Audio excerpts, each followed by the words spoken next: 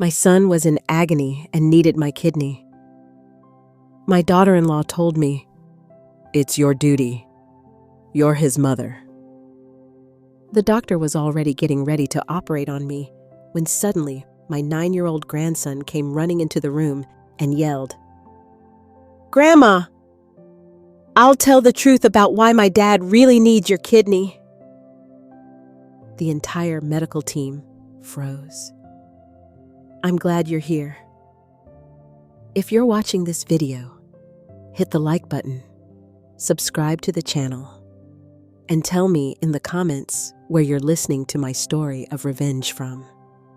I want to know how far it has traveled. I'm lying on the cold steel of the operating table. The white light of the surgical lamp is blinding my eyes. It's so bright. I want to squeeze them shut with all my might, but I can't. My whole body is stiff, and it's not from the cold. It's from a suffocating feeling as if fate itself is squeezing my neck. The steady beep beep of the heart monitor is a constant rhythm, but each beat is like a hammer striking my head. I can hear every sound in the room with crystal clarity. The metallic clinking of instruments as the nurse arranges them. The rustle of paper as Dr. Evans reviews my file. And even the faint whispers from the other side of the glass where my daughter-in-law Rebecca is with her parents. I try to lift my gaze toward the opaque glass. There's Rebecca. Her arms crossed over her chest with a gaze as sharp as a razor blade. She's whispering something to her parents, but her eyes never leave me. It's as if she's giving me an order. Sign it now. Do it. Don't hesitate. I've already signed the consent form to donate my kidney to my son, Adam. That paper must be somewhere on the doctor's desk now. My shaky signature and unchangeable commitment. The nurse holds the syringe, and the anesthesia gleams under the light. I close my eyes. I try to take a deep breath, but my chest feels as heavy as lead. I think of Adam, my oldest son, whom I raised and sacrificed my whole life to protect. He's in the room next door, weak, waiting for my kidney to survive. I tell myself, this is the right thing to do. As a mother, I have to do it. But why do I feel this emptiness in my soul, this nameless anxiety? Suddenly, a thunderous noise startles me. The operating room door bursts open, and a gust of cold air rushes in, making the instrument tray on the table shake and clink. The entire room seems to hold its breath. I open my eyes, trying to lift my head, even though the straps are holding me tight. My 9-year-old grandson, Mario, rushes in like a small whirlwind. His sneakers are covered in mud.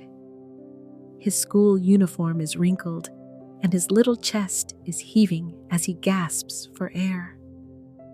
Behind him, a terrified nurse is chasing him, shouting, "Child, you can't come in here. My God, stop." But Mario doesn't stop. He runs straight toward me, his big round eyes filled with fear, but also with determination. "Grandma," he says in a trembling voice, so clear it squeezes my heart. "I have to tell everyone why my dad really needs your kidney." The whole room falls silent. The beep beep of the heart monitor now sounds louder, as if it wants to tear the space apart. A doctor nearby drops a pair of surgical forceps. The sound of metal hitting the marble floor is deafening, a sharp break in the tension. I look at Mario, my little grandson, whom I still carry in my arms and read stories to every night. There he is, gripping an old cell phone, his face pale, but his eyes bright. What does he know? Why is he saying this? My heart is racing as if it wants to jump out of my chest. I want to scream to ask him right there, but my throat is so dry I can't utter a word. Dr. Evans, the head surgeon, frowns. He raises a hand, signaling for the entire team to stop. His voice is deep but sharp.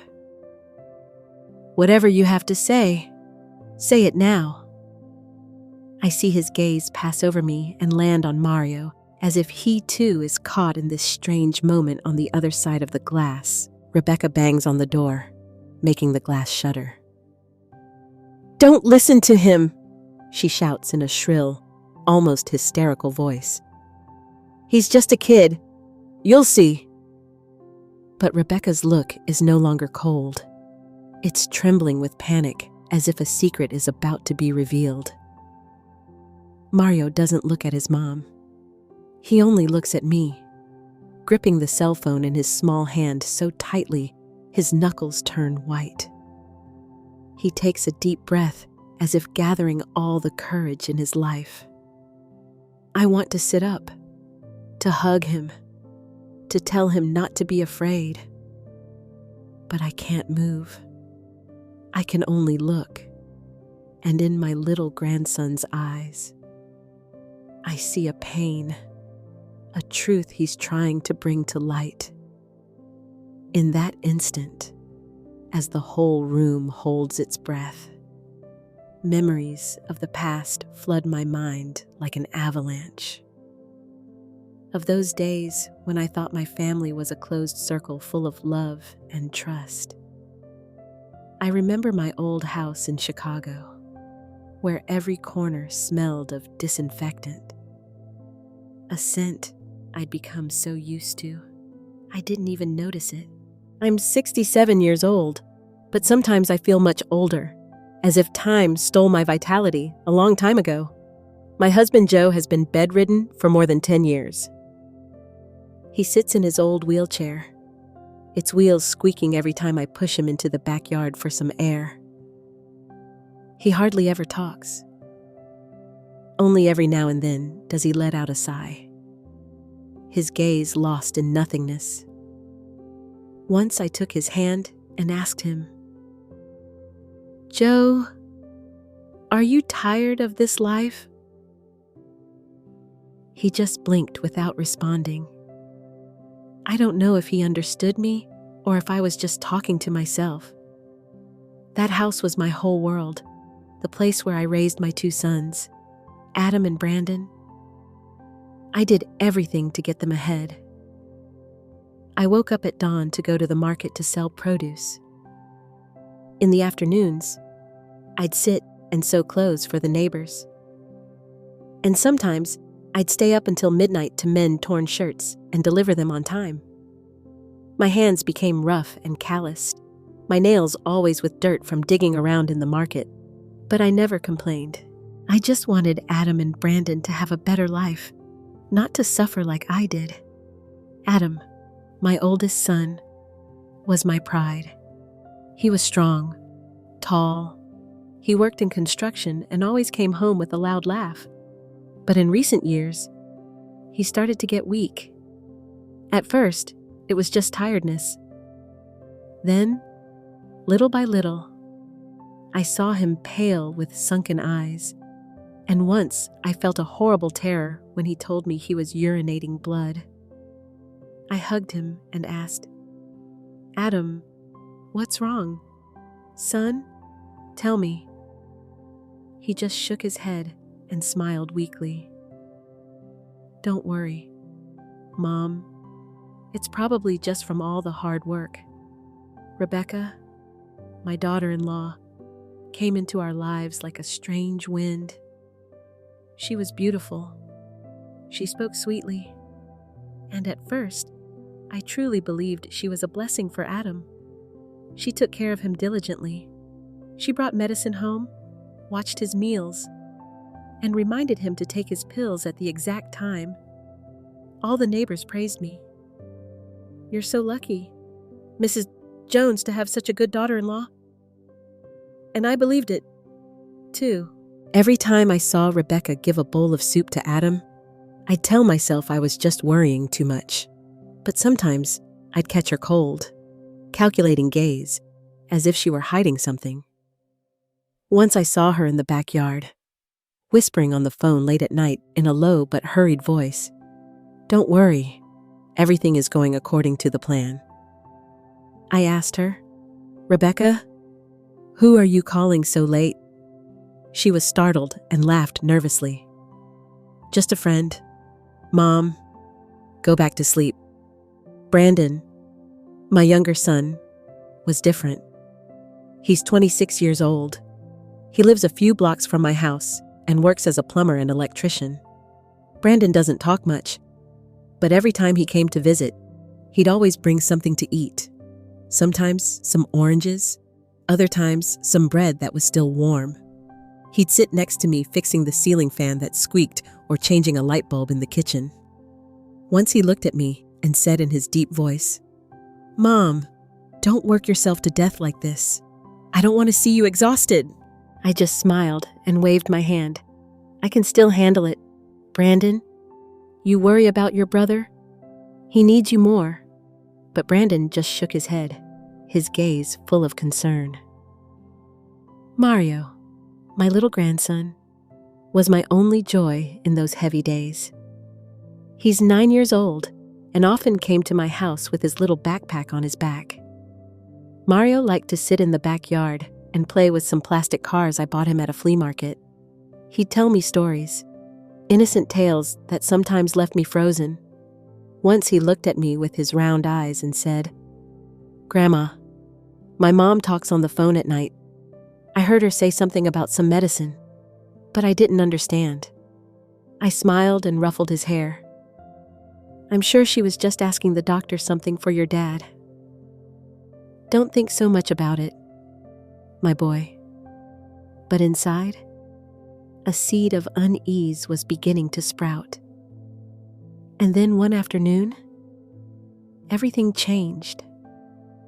I was in the kitchen preparing dinner. The smell of toasted rice was floating in the air when Rebecca came in. She didn't say hello. She didn't smile. She just stood there with her arms crossed. Her voice was sharp, like a knife slicing the air.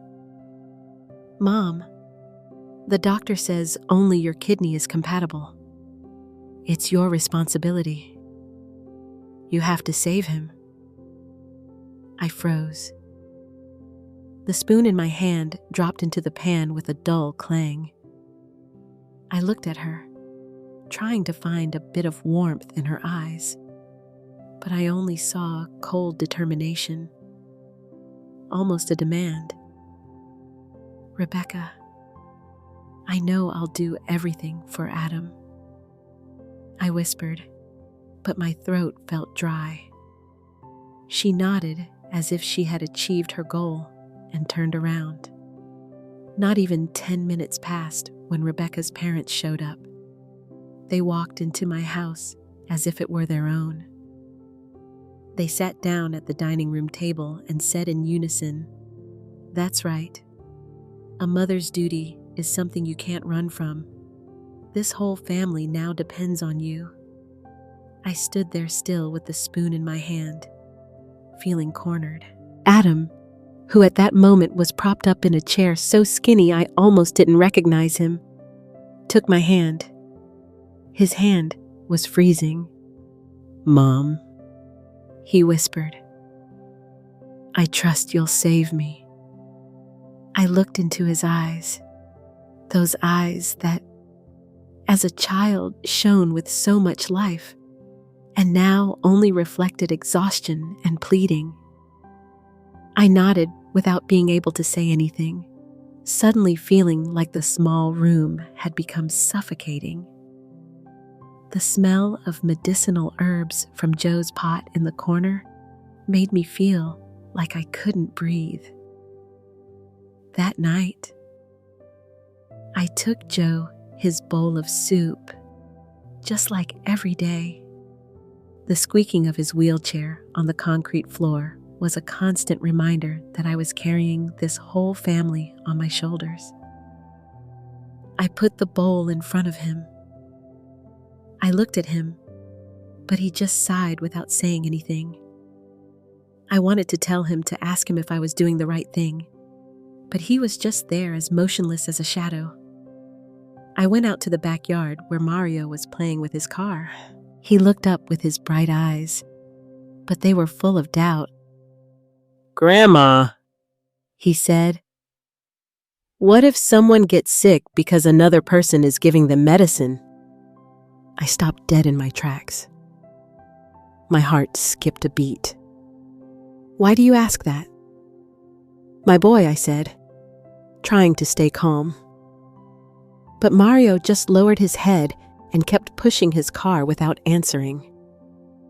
What I didn't know was that at that moment, I was on the edge of an abyss, and only a few more steps would make me fall.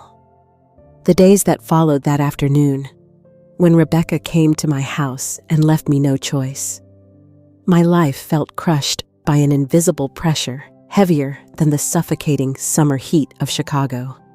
I kept getting up early, going to the market to sell my vegetables and oranges, sitting under the dim light to sew clothes.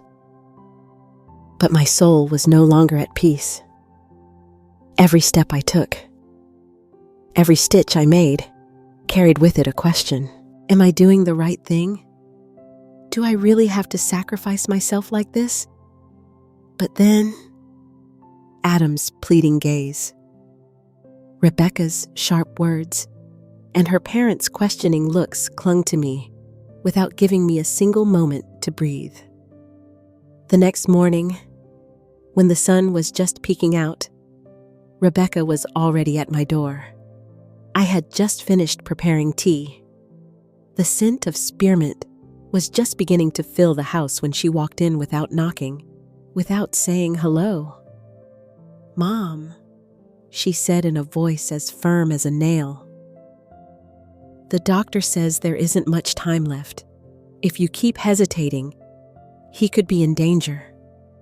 She put a stack of medical papers on the dining room table, white pages filled with numbers and signatures I didn't quite understand.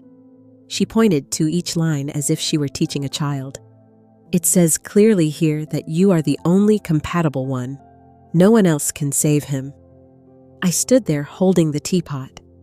The hot water was burning my fingers, but I didn't feel the pain. I only heard the sound of the broom scraping the concrete as I started to sweep the house, a way to escape Rebecca's gaze. "I heard you," I said in a barely audible voice. "I'll do everything for Adam." But inside, a heavy rock was weighing me down, making me want to scream, to run away. I kept sweeping.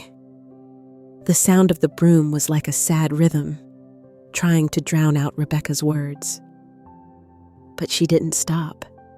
She just stood there watching me as if she expected me to agree once more to confirm I wouldn't dare refuse. When she left, I sat in a chair and covered my face with my hands. I thought of Adam, of the days when he was little and would run after me at the market, clinging to my skirt and laughing out loud. "Mom, when I grow up, I'm going to build you a beautiful house." Now he lay there, skinny, pale, a shadow of what he once was. I wondered if I could let him go without doing anything. But every time I thought about donating my kidney, I was filled with fear. A fear not of the surgery, but of the feeling that I was being pushed towards something bigger, darker, that I couldn't see clearly.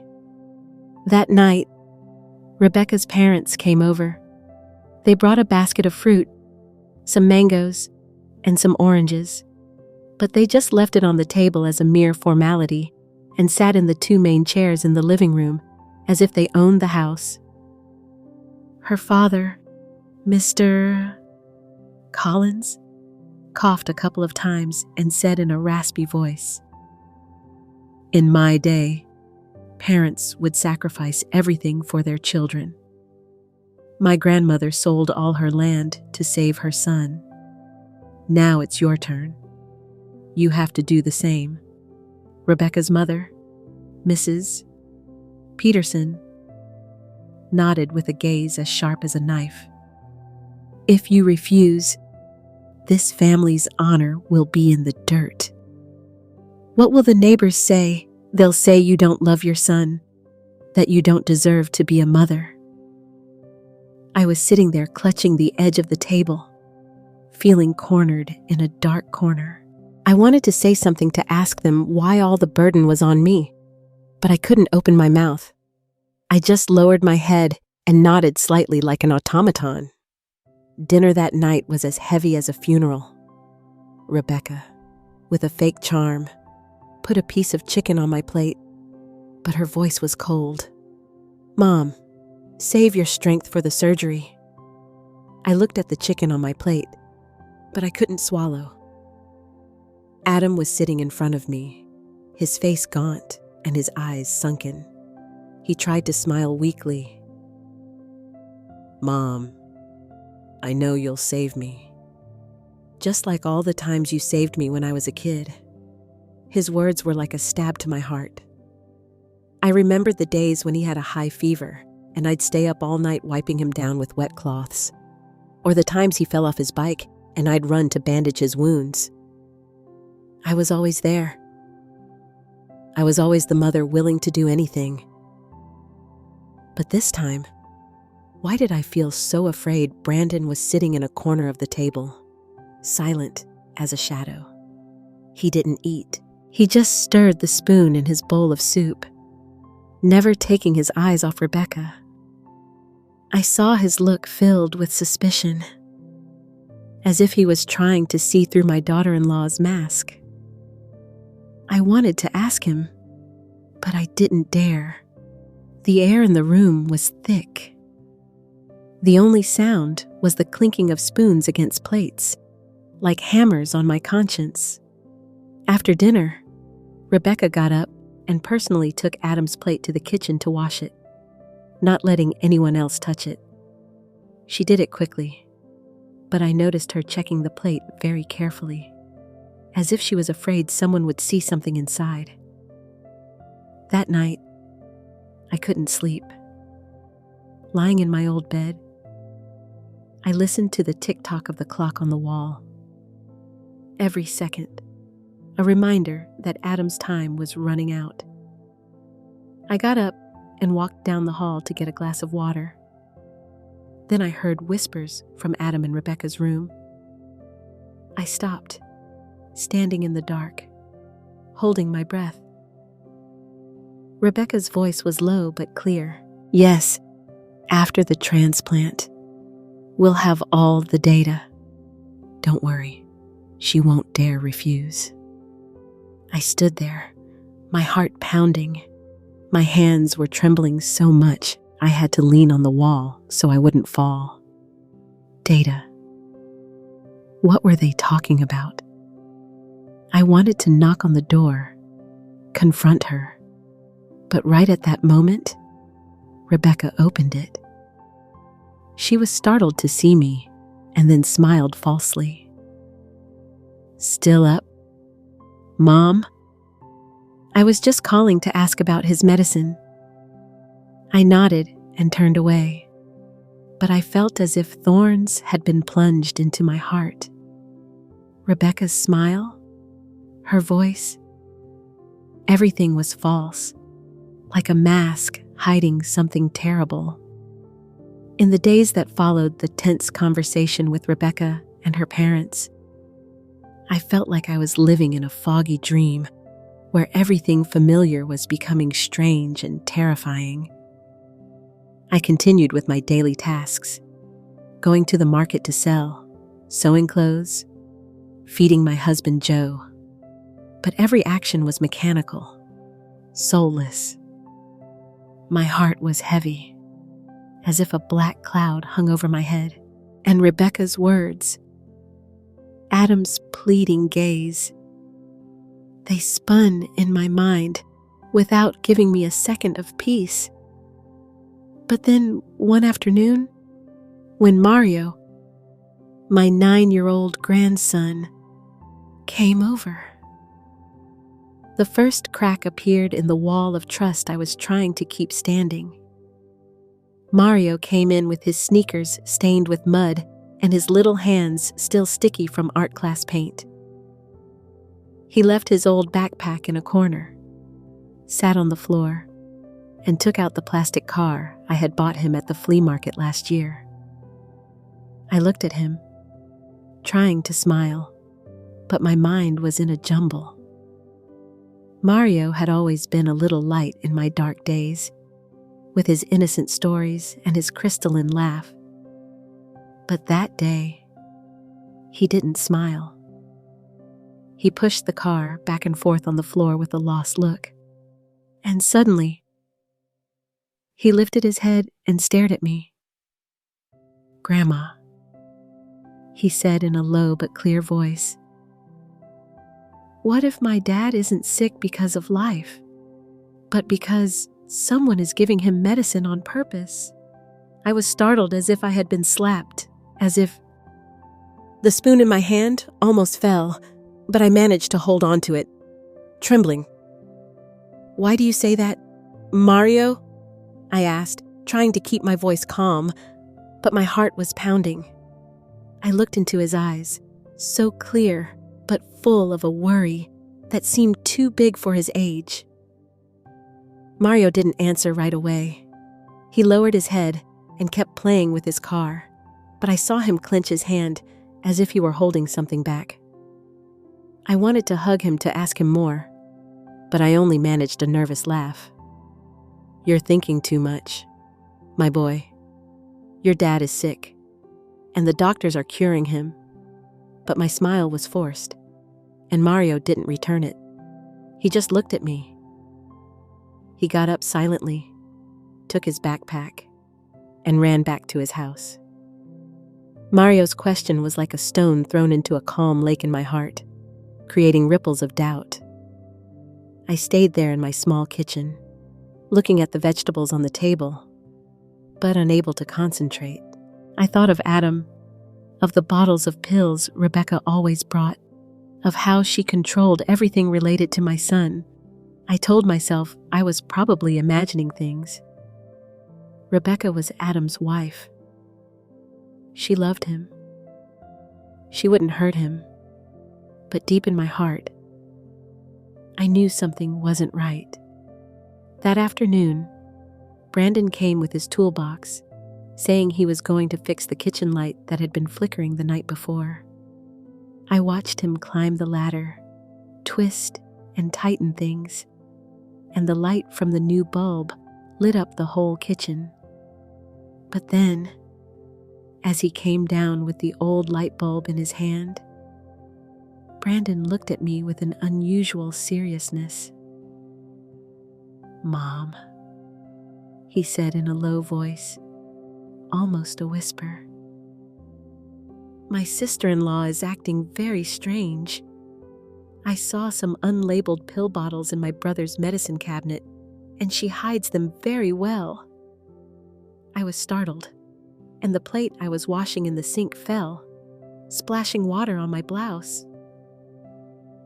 "What are you saying?" I asked. My voice choked. Brandon got off the ladder and stood in front of me, his eyes filled with concern. "Mom, I'm afraid what's wrong with my brother isn't a normal illness. I'm afraid someone—" He didn't finish the sentence, but his look said it all. I stood there, my hands wet, feeling as if the floor was sinking beneath my feet. I wanted to scream to tell Brandon he was overthinking things, that Rebecca couldn't do something so terrible. But I couldn't speak. I just kept looking at Brandon. And in my head, Mario's question echoed again. What if my dad is sick because someone is giving him medicine? I tried to discard that idea. but it clung to me like a shadow. I couldn't escape. The next afternoon, I took soup to Adam at the hospital. The white room and the pungent smell of disinfectant made me feel like I couldn't breathe. Adam was lying down, skinny with IVs in both arms, but he still tried to smile when he saw me. "Mom, you're here already," he said in a weak voice. I put the bowl on the nightstand, and when I was about to give him the first spoonful, I saw Rebecca next to the bed holding a glass of water. She discreetly dropped a strange colored pill into the glass, a movement so fast that if I hadn't been watching carefully, I wouldn't have noticed. When I came in, she was startled and spilled a little water on the floor. "What pill is that, Rebecca?" I asked, trying to sound calm. She smiled, but her smile was forced. "It's a supplement for his kidney. The doctor prescribed it." I nodded, but a chill ran down my spine. I couldn't stay calm. After Adam finished eating, I looked for the on-call doctor, a middle-aged man with thick glasses. "Doctor," I asked in a trembling voice, "did you prescribe any new kidney supplements for Adam?" He was surprised and checked the file. "No, we haven't prescribed anything new. The current medication is sufficient." His answer left me frozen. I stood in the hospital hallway listening to the announcements over the loudspeaker. But my mind was blank. Rebecca had lied. What was that pill? Why did she have to hide it at sunset? Mario came to my house again. This time, he didn't play with his car. He sat in a chair and took an old cell phone with a broken screen from his backpack. "Grandma," he said in a low but firm voice, "I want you to listen to this." He typed something and handed me the phone. A recording played. It was Rebecca's voice, whispering, but clear. "After the transplant, the test results will be perfect. Don't worry, she won't dare refuse." I dropped the phone. My hands were shaking uncontrollably. I looked at Mario, my little grandson, and saw that his eyes were red, as if he was just as scared as I was. "I found it on my mom's old phone," he said in a choked voice. "I don't know what it is, but I thought you should know." I hugged Mario, trying to hold back the tears. "You're so brave, my boy," I whispered. But inside, everything was falling apart. Test results. What was Rebecca talking about? I thought of Adam, of the unlabeled bottles, of Brandon's suspicious look, of the strange colored pill in the glass of water. They were loose pieces of a puzzle, but little by little, they were fitting together, forming a picture I didn't dare look at directly. That night, I didn't sleep. I sat in my silent house, listening to the tick-tock of the clock.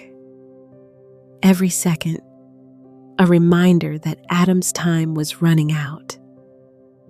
One morning, I went to the hospital carrying an old plastic container with hot food. The smell of rice and stewed meat escaped from the edges. Adam's room was white, cold, and the smell of disinfectant was so strong I had a hard time breathing. I had gotten used to that environment, but that day I felt it pressing on my chest. Adam was lying there with sunken eyes and a pale face, but he still tried to smile when he saw me. "Mom, you're here so early," he said in a voice as weak as a sigh. I put the food on the nightstand and tried to smile, but a storm was raging inside me. The doubts of the previous days, Mario's question, Brandon's warning, all screamed in my head without giving me peace. Rebecca was already there, sitting next to Adam's bed, staring at the IV bag that dripped slowly. She didn't look at me. She didn't say hello. She just nodded silently as if my presence was a given. On the nightstand, I noticed a small pill bottle with the Kappa jar half hidden under a crumpled paper napkin. The bottle had no label. It was just a white plastic container with some strange blue pills inside. I picked it up, trying to keep my voice firm. What medicine is this, Rebecca? She was startled. She almost jumped and snatched the bottle from my hand so fast that it made me step back. They're just vitamins. Mom, she said with a smile as fake as cheap paint. The doctor prescribed them to help his kidney. I nodded, but a chill ran down my spine. Rebecca's smile. The way she snatched the bottle from me. Everything was wrong, as if she were hiding a secret I wasn't supposed to know. I sat next to Adam and started to feed him, but my mind was somewhere else. I thought about the unlabeled bottle, about what Brandon had said about the strange medicines Rebecca was hiding. I thought about Mario, about his innocent but sharp question. What if my dad is sick because someone is giving him medicine? I wanted to ask Rebecca right there. I wanted to scream and demand the truth, but I was afraid that if I opened my mouth, everything would fall apart and I'd lose Adam forever. I looked at my son as he struggled to swallow each bite and told myself, Mary, you have to calm down. You have to find out what's going on first. At noon, Brandon came to the hospital. He walked in with his hands still stained with grease from work and his old shirt worn out at the shoulders. He didn't say anything. He just sat silently in a corner watching Rebecca, who was in the hallway talking to a nurse. When she left, Brandon came up to me and took a small plastic bag from his backpack. Mom, I want you to see this, he whispered in a voice as tense as a guitar string. He showed me his phone. On the screen were some blurry photos, but clear enough to stop my heart. It was Rebecca in the hospital parking lot, discreetly taking a small bag from the trunk of her car and handing it to an unknown man. The man was wearing a black jacket and a cap that covered most of his face, but I could clearly see the bag of medicine in Rebecca's hand. I took these photos yesterday, Brandon said in a trembling voice. I followed her because I thought her behavior was very strange. Mom, I'm afraid she's doing something to my brother. Adam. I was speechless, gripping the phone so tightly my knuckles turned white. The cold floor of the hospital seemed to absorb all the warmth from my body. Brandon, I whispered. Are you sure? Did you hear what they were saying? Brandon shook his head, his eyes red. I couldn't hear well, but I saw her give the bag to the man, and he handed her an envelope. Mom, this isn't normal. I looked into Brandon's eyes. I saw the concern and the rage in them, and I knew he wasn't lying. But I still didn't want to believe it. Rebecca was Adam's wife. She had sworn to take care of him. How could she do something so terrible that afternoon when I returned home? Mario came again. He didn't run or play as usual. Instead, he sat silently in a chair, hugging his backpack. "Grandma," he said in a low but determined voice, "I want you to hear something." He took the old cell phone with the broken screen from his backpack and trembling played an audio file. Rebecca's voice echoed, whispered, but clear as a knife plunging into my heart. "After the transplant, the data will be complete. Don't worry, that old woman won't dare refuse. This result is worth 100 times more." I became rigid. I dropped the phone on the table, my hands shaking uncontrollably. I looked at Mario, my little grandson, and saw his eyes were red, his lips pressed together as if he was holding back tears. "I found it on my mom's old phone," he said in a choked voice. "I don't know what it is, but I thought you should know." I hugged Mario, feeling as if the whole world was collapsing at my feet. "You're so brave." "Mario," I whispered, but my voice broke and tears rolled down my cheeks. I thought of Adam, of the unlabeled bottles, of Brandon's photos, of Mario's recording. They were loose pieces, but they were fitting together, painting a dark picture I didn't dare confront. What was Rebecca doing? What data? What results? And why did she say that old woman won't dare refuse? I felt betrayed, not just by Rebecca, but by my own faith in family, in love. That night, I didn't sleep.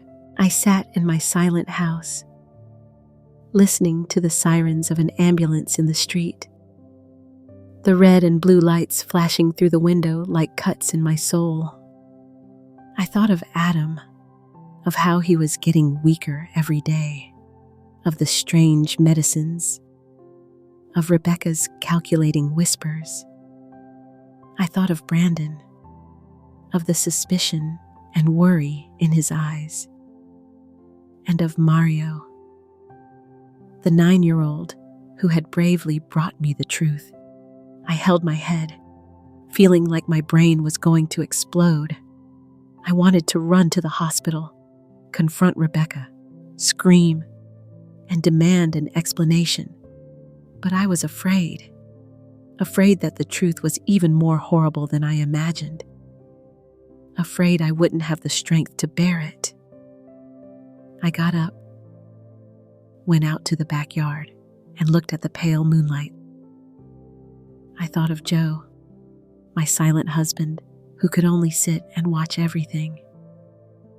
I wanted to tell him, to ask him what I should do, but I knew he wouldn't answer me. I was alone with the pieces of a truth that were slowly revealing themselves. The next morning, I woke up with the feeling that the whole world was weighing on my chest. The birds chirping in the backyard, a sound that normally brought me calm, now felt like knives stabbing my mind.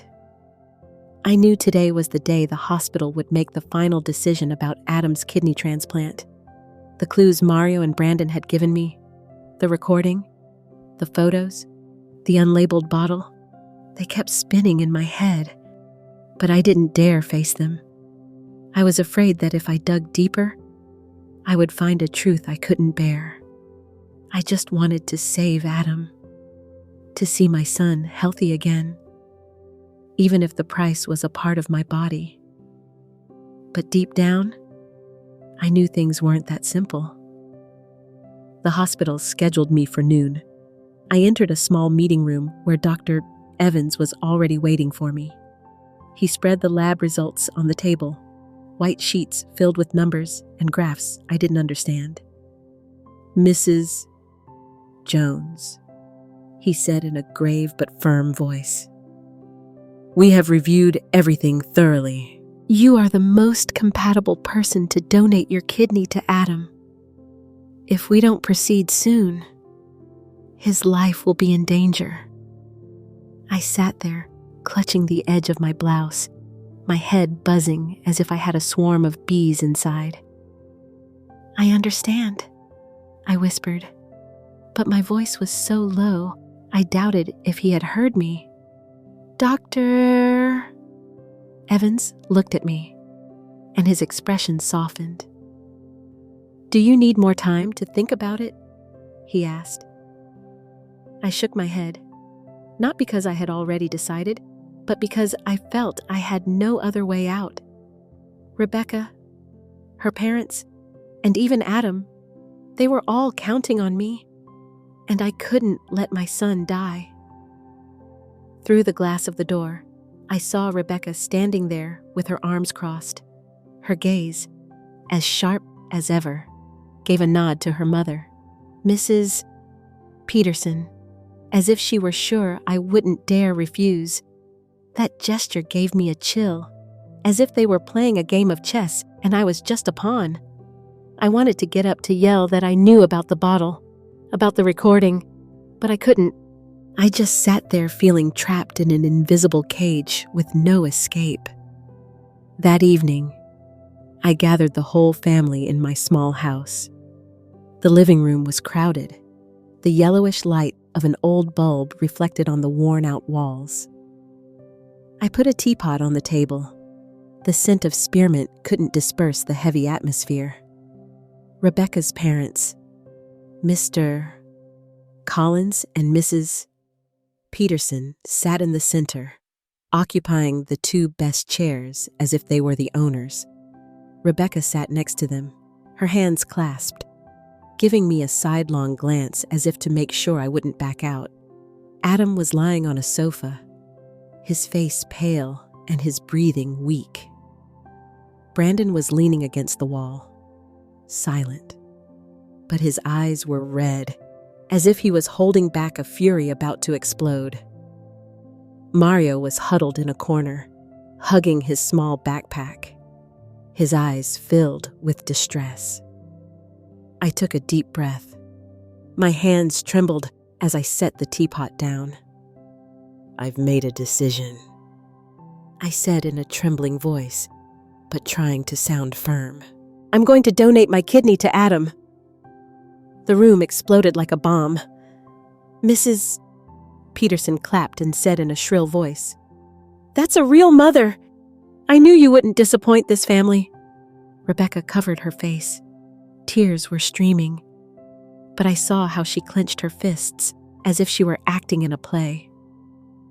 Oh, Mom, she said in a choked voice. I knew you love him more than anyone. Thank you. Adam looked at me with eyes clouded by exhaustion, but he still managed to say, Mom, I owe you my life. His words broke my heart like a dagger to the chest, but then Brandon jumped up and hit the table hard. The bang made the teacups vibrate. No, he yelled, his voice trembling with rage. Mom, don't you see? You're sacrificing yourself for a wicked plan. She's using you, and she's using my brother, Adam. The air in the room became thick. The only sound was the buzzing of a mosquito around the light bulb. Rebecca leaped to her feet and pointed at Brandon. What are you saying? How dare you accuse me? I do everything for my husband. But Brandon didn't back down. He came closer, his gaze on fire. Accuse you? And what about those unlabeled bottles and those midnight calls? Mom, you can't let them deceive you. I looked at Brandon, then at Rebecca, and finally at Adam. I wanted to say something to ask Brandon to calm down, but I couldn't. I just looked away, feeling as if the whole world was coming down on me. That night, I sat alone in my small room in front of the old wooden table. The oil lamp flickered.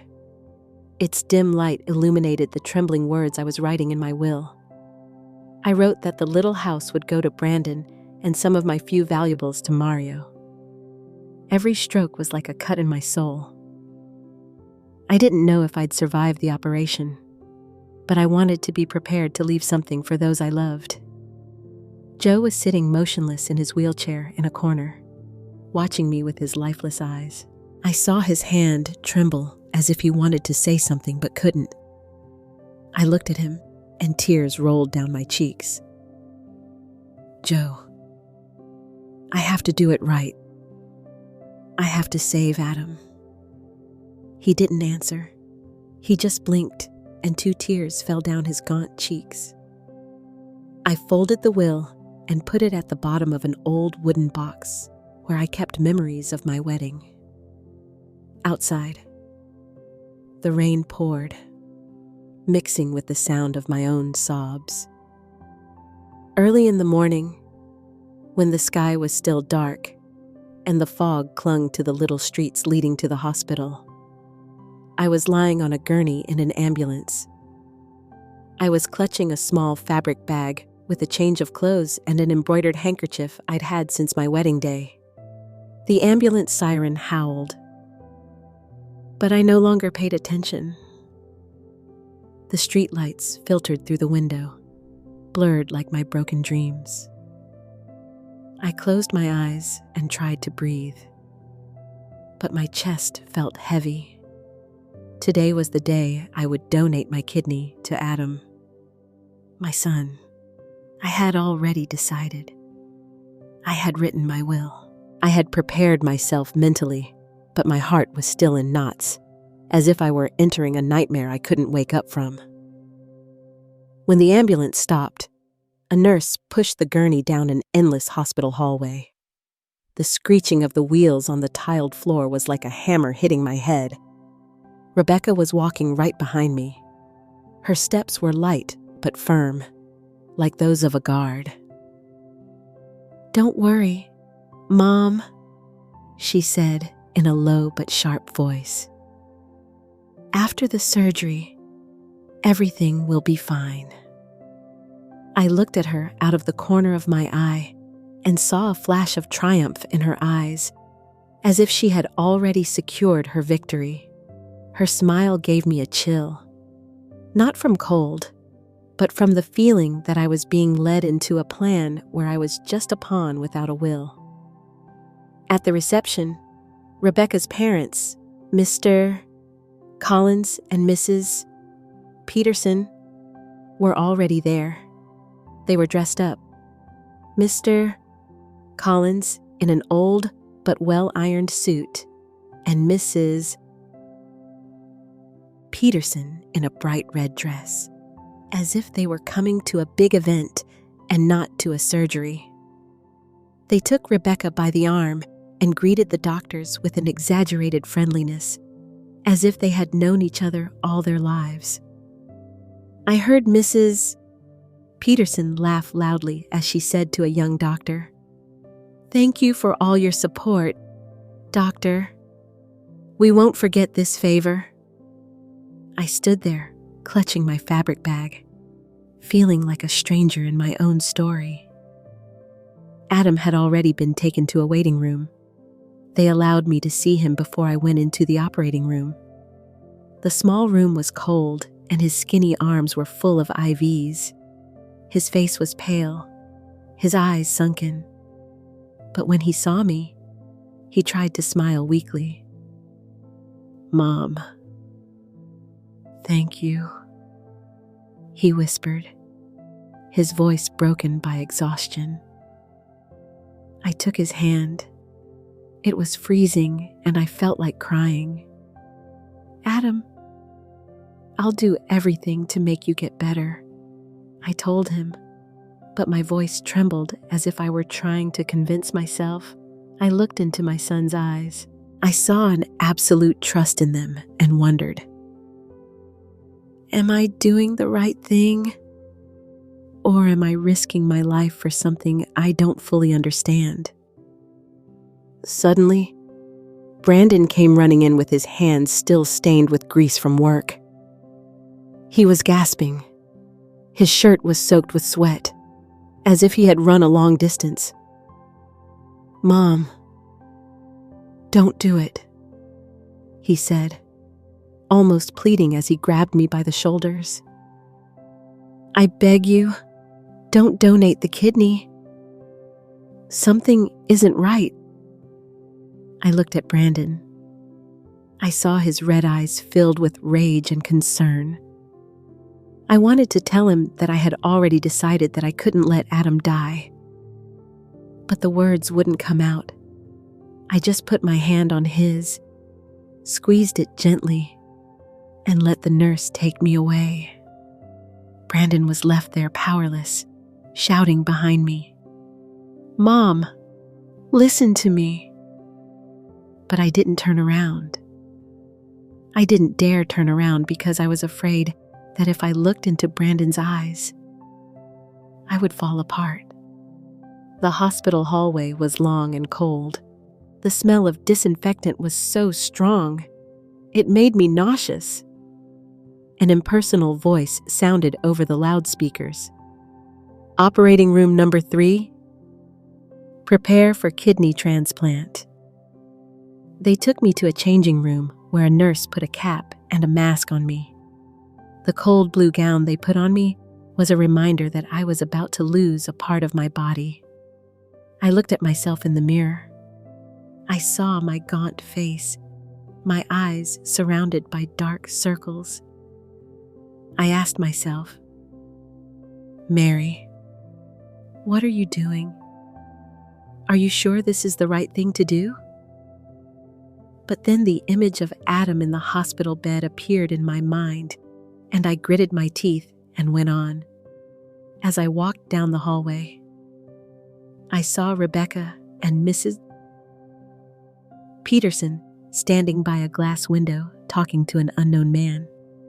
He was wearing a black jacket and a cap that covered his face, identical to the man in the photo Brandon had shown me. I saw Rebecca hand him an envelope, and he quickly put it in his jacket pocket. My heart started to beat hard. A cold sweat ran down the back of my neck. What were they doing? What was in that envelope?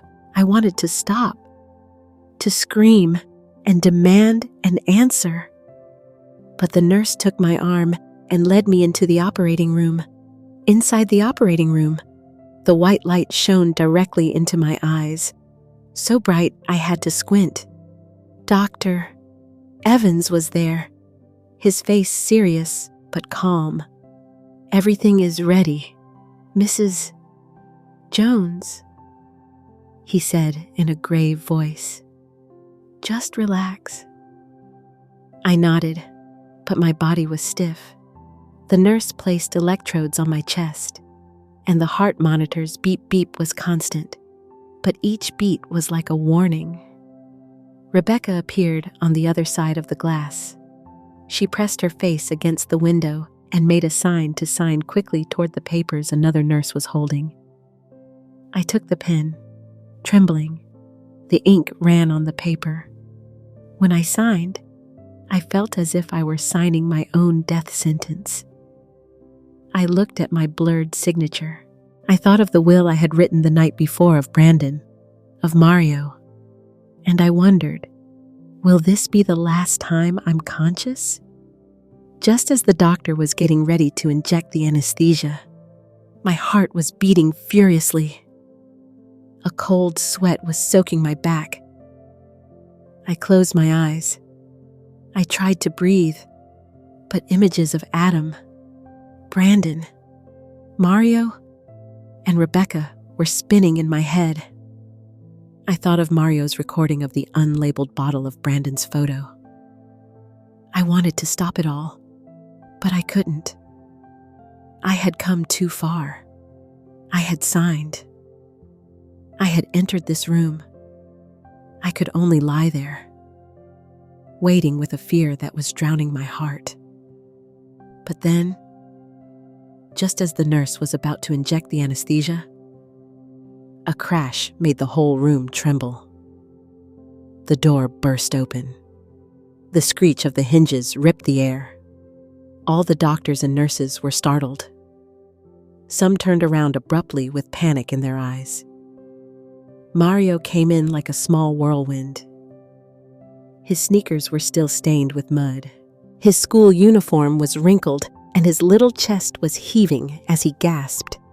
He was tightly holding his old cell phone with the broken screen as if it were the most valuable thing in the world. A nurse ran after him, shouting desperately, "Child, you can't come in here! My God, stop!" But Mario didn't stop.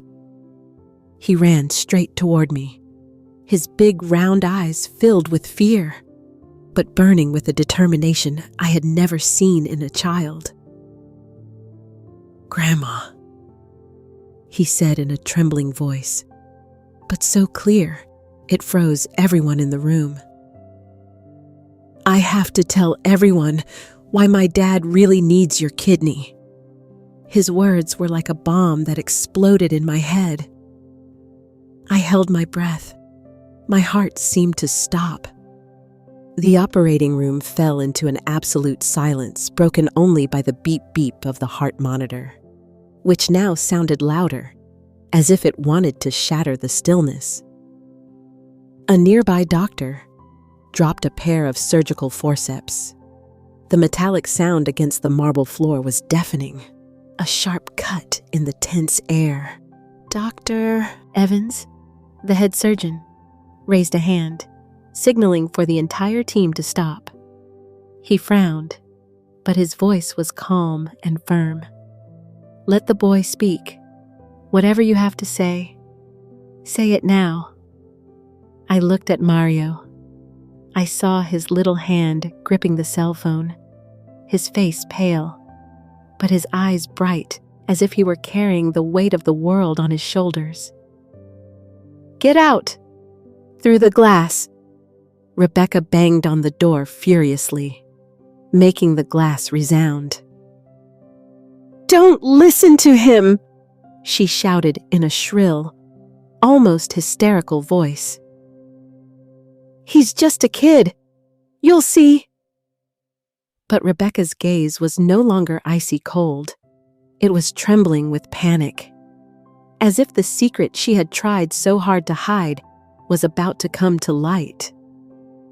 Mario didn't look at his mom. He came up to me, and with trembling hands, he pressed play on the cell phone. A recording played. It was Rebecca's voice, whispered, but clear as a knife plunging into my heart. "After the transplant, the test results will be perfect. Don't worry. That old woman won't dare refuse." The entire room seemed to explode in silence. I felt my blood turn to ice. The air gets stuck in my throat. "Dr. Evans turned abruptly to look at me, his eyes wide with amazement.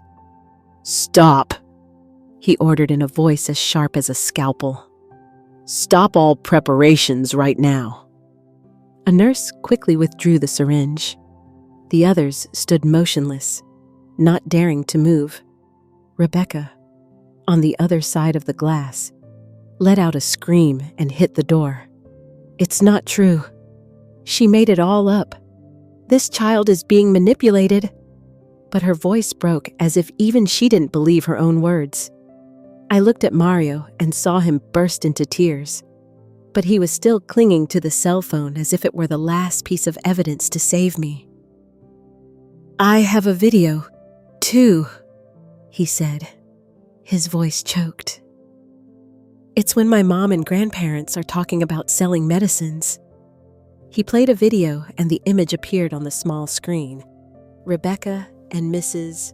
Peterson in the parking lot exchanging an envelope with the unknown man I had seen before. Mrs. Peterson's voice was heard. "After this operation, we'll have enough data to sell the medicine abroad. This money will change everything. I lay there, my vision blurred by tears, feeling a mix of horror and relief. Horror for the truth I had tried so hard to avoid, now exposed before everyone. And relief because I finally no longer had to lie to myself. Brandon burst in from the hallway, his face red with anger. "Enough!" he shouted, throwing himself against the glass door to face Rebecca. "You poisoned him. You thought we were all blind."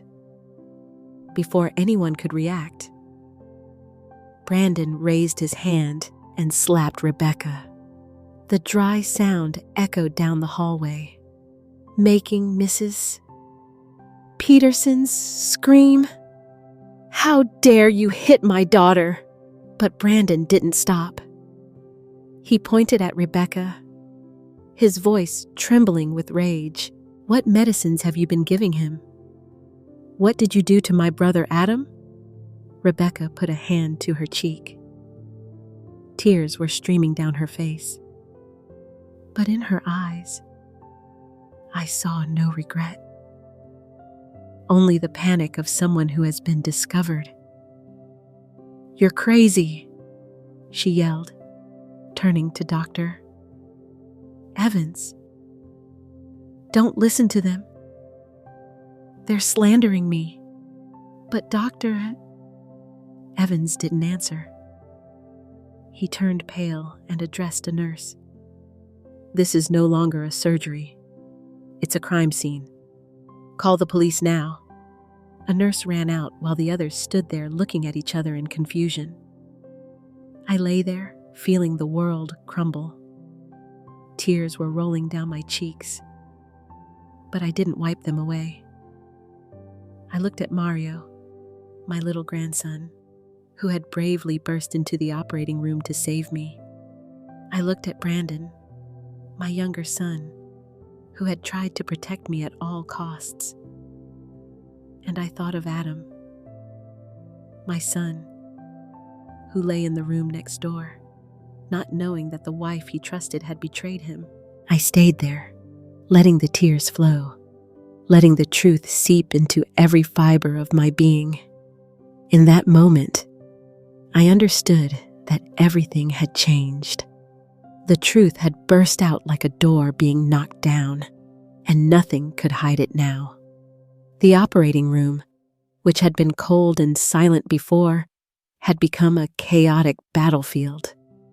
The confused nurses looked at each other, not knowing what to do. Dr. Evans frowned. His sharp gaze scanned each person as if he were trying to maintain order in the middle of the storm. I lay there, my vision blurred by tears, but unable to take my eyes off the scene. The truth Mario had just revealed was like a fire, burning away all the trust I had left. Rebecca, after Brandon's slap, clutched her cheek and yelled in a shrill voice, "How dare you hit me? I do everything for my husband." Tears were running down her face, but I could clearly see the panic in her eyes. It wasn't the pain of a wife unjustly accused, but the fear of someone who has been discovered. She turned to her parents, grabbing Mrs. Peterson's blouse. Her voice choked. "I didn't do anything wrong. I just wanted to save Adam. Dad, Mom, say something." But Mr. Collins and Mrs. Peterson just stood there, their faces pale, unable to say a word. Mrs. Peterson, usually so cunning and bossy, was now just clenching her hands, biting her lips to hold back a tremor. Suddenly, Mrs. Peterson hit the floor with her cane. The dry sound of the wood against the tile echoed, and she pointed directly at me. "You dared to manipulate your grandson into making up lies about me. You evil old woman." Her words were like a stab to my heart. I wanted to scream, to tell her that I hadn't manipulated anyone, that it was her daughter who had betrayed my family. But I had a lump in my throat and couldn't speak. I just stood there looking at her, feeling cornered in a dark place where all my years of sacrifice were being trampled. "Mr. Collins, Rebecca's father," whispered discreetly to a doctor he knew who was nearby in a low but hurried voice. "Please continue with the surgery. We'll take care of everything. We just need this to be over." He slipped an envelope into the doctor's hand. "But doctor..." Evans came over immediately with a voice as cold as ice. "The law decides here, not money." He snatched the envelope, threw it on the floor, and ordered a nurse. "Close the doors. No one leaves. I'm going to inform the hospital management right now." The sound of his footsteps was firm, like a declaration that everything had gotten out of control. Brandon from the hallway burst into the operating room, ignoring a nurse's attempts to stop him. He grabbed me by the shoulders, his eyes red, and shouted, "Mom, don't donate the kidney. It's all their plan.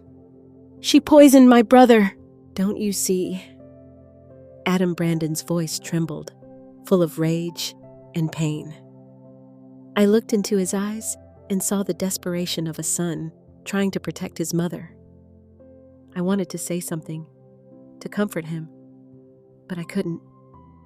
I just stood there, feeling the world crumble beneath my feet. From the preparation room next door, Adam's weak and confused voice was heard. "What's going on? Why are they arguing?" He tried to sit up, breathing with difficulty. The IVs in his arm trembled with the movement. I heard my son's voice, and my heart broke into 1,000 pieces. Adam knew nothing. He didn't know that the wife he loved, the one he trusted, had dragged the whole family into a dark conspiracy. I wanted to run to him, hug him, and tell him everything would be all right. But I couldn't move. I only lay there with tears streaming, feeling torn between my love for Adam and the horrible truth that had just come to light. Mario, standing beside me, broke into a fit of sobbing, but he still lifted the cell phone and said in a choked voice, "I have another video. This is when my mom gives the medicines to my grandparents." He played the video, and the image appeared on the small screen. Rebecca and Mrs. Peterson in the parking lot making the exchange with the unknown man. Mrs. Peterson's voice was heard clear and cold. "If the transplant is a success, we can sell the medicine abroad. With that money, we can launder all the dirty profits." The entire room fell silent. A nurse covered her mouth, her eyes wide with horror. Dr. Evans was frozen, gripping the file as if to contain his rage. Rebecca, in a panic, lunged to snatch the cell phone from Mario, trying to throw it to the floor. "No! That's fake!" she yelled, her voice broken. But Brandon was faster. He grabbed the phone from her and pushed Rebecca, who fell to the floor. One of her high heels flew off, bouncing on the floor with a dry sound, like the final period on the farce she had orchestrated. "Shut your mouth!" Brandon yelled, his face red with fury. "You think you can fool everyone? What did you do to my brother, Adam?" Rebecca was sitting on the floor, her hair a mess, but her gaze still had a flash of stubbornness. "I didn't do anything. You're slandering me." Hospital security appeared. 2 men in uniform entered with serious expressions. They approached Rebecca, Mr. Collins and Mrs. Peterson, not giving them time to react. Mrs. Peterson was still cursing with the cane trembling in her hand. "Traitor! You destroyed this family!" She pointed at me, but her voice broke as if even she knew everything was over. Rebecca was held firmly. She writhed. "Let me go. I didn't do anything wrong." But her gaze now only reflected the desperation of someone cornered. I lay there motionless, my body cold, but my eyes wide open, watching the truth unfold before me. When the operating room door closed behind the police, the screams of Rebecca and her parents still echoed in the hospital hallway. But for me, they faded into the air like a nightmare that dissipates. Rebecca kept screaming in a broken voice. I was contributing to science. Nobody understands me. But no one answered her. Mr. Collins and Mrs. Peterson, who once sat with such arrogance in my living room, now walked with their heads bowed, escorted in silence. I lay on the operating table, still trembling, but it was no longer from fear. A strange feeling of relief flooded me, as if I had been freed from a cage I didn't know I was in. Dr. Evans came over. His face was serious, but his gaze had softened. Mrs. Jones, he said in a grave voice. We have canceled the surgery. We will transfer Adam to an alternative treatment. Dialysis combined with new medications. You risked your health preparing for this, but you have saved his life and your dignity. I looked at him. Tears were rolling down my cheeks, but I didn't wipe them away. Thank you, doctor, I whispered in a weak but sincere voice. I didn't know if I had really saved my dignity, but I knew that for the first time in months, I felt like I was breathing, truly breathing. Brandon ran to me and helped me sit up. He took my hand tightly. His gaze was firm, but full of pain. You still have me, Mom, he said in a choked voice. I'm going to protect you from now on. I promise. I squeezed his hand, feeling the warmth of his rough, grease-stained skin. I looked into Brandon's eyes and saw the strength of a son willing to carry the whole world to protect his mother.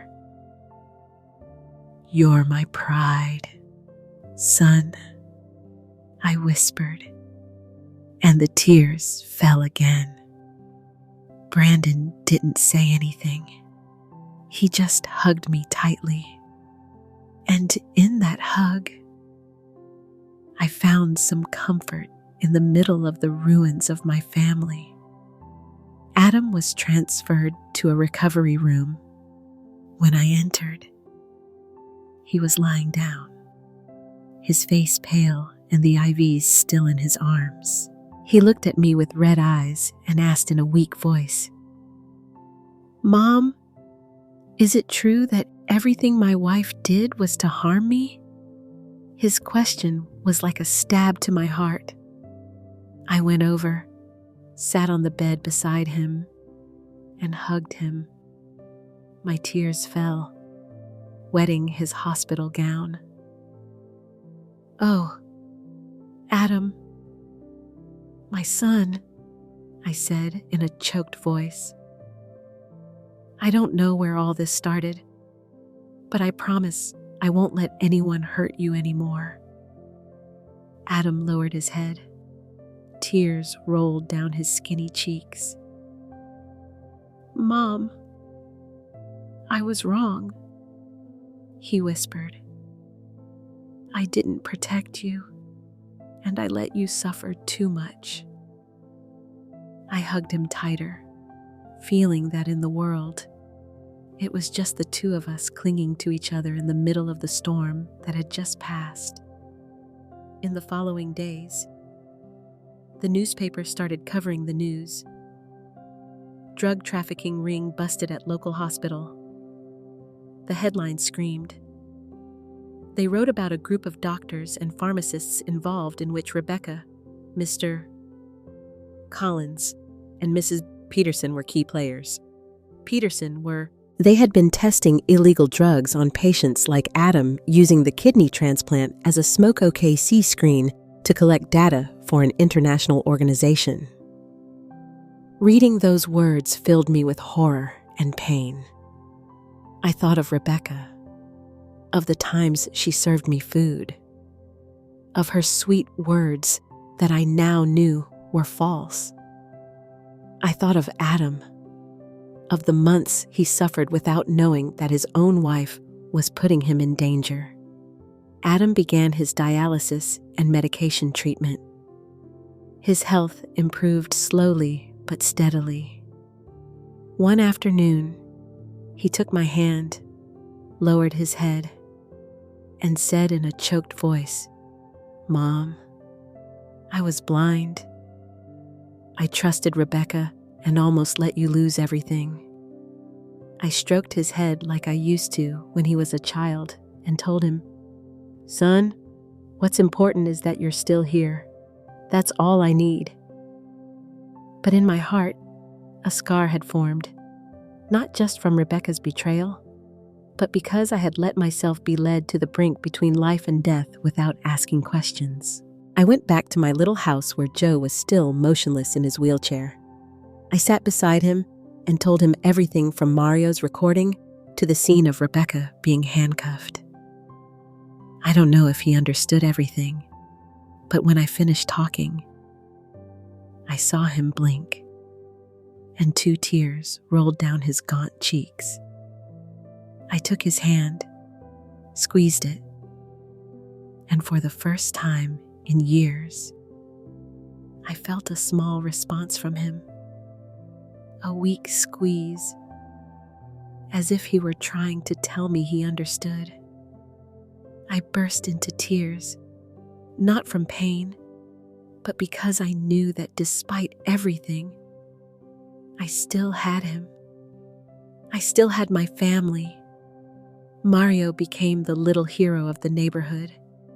The day he came home, he ran to me, hugged me around the neck, and whispered, "Grandma, I'm sorry I took so long to speak up, but at least I got there in time to save you." I laughed through my tears, hugging the boy, feeling the warmth of his small body. "You're the bravest person I know," I said, ruffling his hair. Mario smiled, the first smile I had seen from him in days. I looked into his eyes and saw that his innocence was still there, although it was stained by what he had had to witness. I promised myself I would protect Mario, give him a childhood that no one could steal from him. The last night, I sat in my small room under the flickering light of the oil lamp. I opened my old diary and wrote the last lines. Blood doesn't always make you family. Sometimes it's the truth that shows you who really deserves to be called that. I lost a lot, but I found myself. I closed the diary, put down the pen, and listened to the rain hitting the backyard roof. I felt a strange calm, as if the storm had passed, leaving a clear sky. I looked out the window. I saw the pale moonlight illuminating the backyard. And I knew that even if the road ahead was long, I would never again let myself be blinded. I had regained my own strength, and that was the most valuable thing no one could take from me. The story you've just heard has been changed in names and places to protect the identity of the people involved. We are not telling this to judge, but with the hope that someone listens and stops to reflect. How many mothers are suffering in silence inside their own homes? I truly wonder if you were in my place. What would you do? Would you choose to be silent to keep the peace, or would you dare to face everything to reclaim your voice? I want to know your opinion because every story is like a candle that can light the way for someone else. God always blesses, and I am convinced that courage leads us to better days. Meanwhile, on the final screen, I leave you with two of the channel's most beloved stories. I'm sure they will surprise you.